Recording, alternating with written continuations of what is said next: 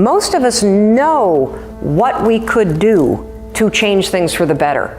And we spend our time and our energy talking ourselves out of doing those things. And the other thing that I convince people of, because this is so true, it's the littlest stuff. The little things make all the difference. And I could spend hours with you explaining the science of confidence and explaining the science of risk and explaining the science behind courage and explaining habit loops and how they get encoded in your brain. You don't need to know any of that because you're not applying for a PhD in psychology. I have done the work, and what I know is that true change comes down to 5-second windows. That moment that you know you need to do something that feels slightly uncomfortable, and your resignation, your excuses, your self-doubt start cranking up in your head, you gotta move. You have to move. Most of us don't want to get out of bed, right? But we know we should. So I would go 5, 4, 3, 2, 1. The moment the alarm rang, 5, 4, 3, 2, 1, just like NASA, what they do, they count down to launch a rocket ship. And the counting backwards kind of shut my mind off, and then suddenly at 1, I would stand up. And I would use this every single morning to get out of bed. And 9 years later, I still use it every single morning to get out of bed.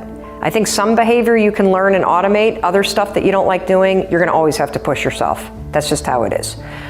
And I noticed 2 things as I started to use it. I noticed that window where I'd be lying in bed and I'd have the knowledge that I should get up, but in my body I wouldn't feel it. And as I lied in bed, and you can try this tomorrow morning, set your alarm earlier than you normally do, and watch what happens. The alarm will go off and your mind knows that you said you would get up. Your mind has that wisdom, your gut has that wisdom.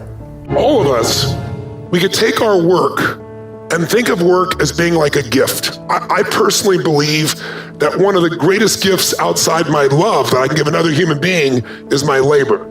But there's 3 gifts of labor you might have within your nature, meaning you can master anything, but under stress, people tend to go back to their true nature. And there are 3 gifts of labor that you can give.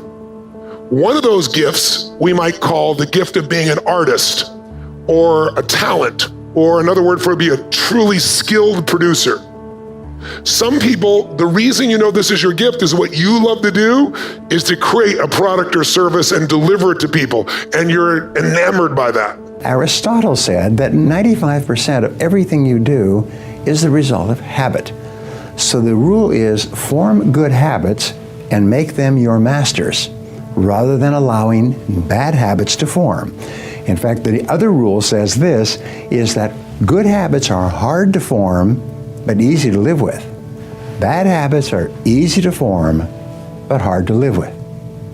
Now, one of the turning points in my life and my studies of psychology was the discovery that all habits are learned and can be unlearned. Actually, you don't actually unlearn a habit, you simply replace a bad habit with a good habit that has more power and impact. And how do you develop a good habit? You develop a habit by repetition. Almost everything you do from the time you get up in the morning is habit. So start to think about yourself as what would be the best habits to have. Now, I have written a book called $1 Million Habits. It has 12 chapters, 12 critical areas of life, and in each chapter there's 20 or 30 habits. So let me give you some of the best. Number 1, develop the habit of daily goal setting and goal orientation. What does this mean? It means when you go to sleep at night, think about your goals for the coming day. Make a list for each day of all the goals, the little goals you're going to accomplish that day. Keep a journal and write down your goals on a regular basis. When you're driving through the day, think about your goals. When you're talking to other people, think about your goals.